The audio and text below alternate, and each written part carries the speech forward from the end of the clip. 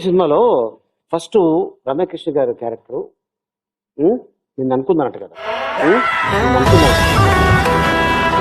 ఏదేదో మాట్లాడుతున్నావు, వచ్చే దారిలో పిచ్చుకొక్క ఏదైనా కరిచిందా? రమ్యకృష్ణ గారి క్యారెక్టర్ నేను అనుకున్నానట కదా. వాడు ప్రాణాలతో మిగిలితే చాలా ఘోరాలు జరుగుతాయి. నేను అనుకున్నానట కదా. నాకు ఇంట్రెస్ట్ పోయింది.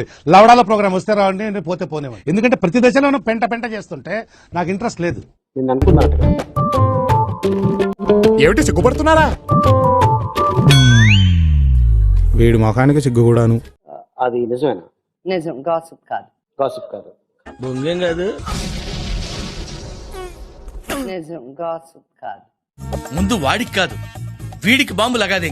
మరి ఎందుకు వద్దనుకున్నా శివగామి క్యారెక్టర్?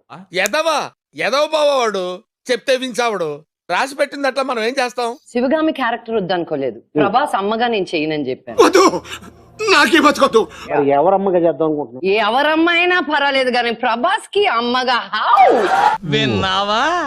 ఈ జన్మకి చాలు, నేను పోతానన్నయ్య, నేను పోతాను. నాకు ఇది వద్దు, వద్దన్నయ్య, నేను పోతాను.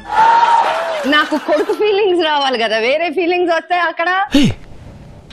ఇప్పుడు నువ్వు ఏమన్నా? కొడుకు ఫీలింగ్స్ రావాలి కదా, వేరే ఫీలింగ్స్ వస్తాయి అక్కడ. వేరే ఫీలింగ్స్ వస్తాయి అక్కడ. ఏమిటండి మీరు మాట్లాడేది?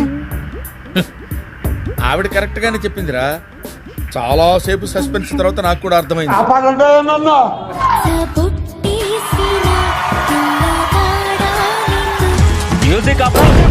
నోటి దూల పనికిరాదని ఊరికే అనరు.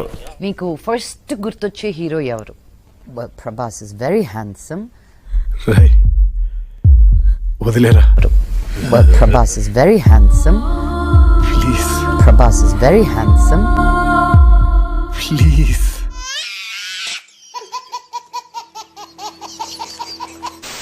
ప్రభాస్ కి అమ్మగా హౌ కొడుకు ఫీలింగ్స్ రావాలి కదా, వేరే ఫీలింగ్స్ వస్తాయి అక్కడ.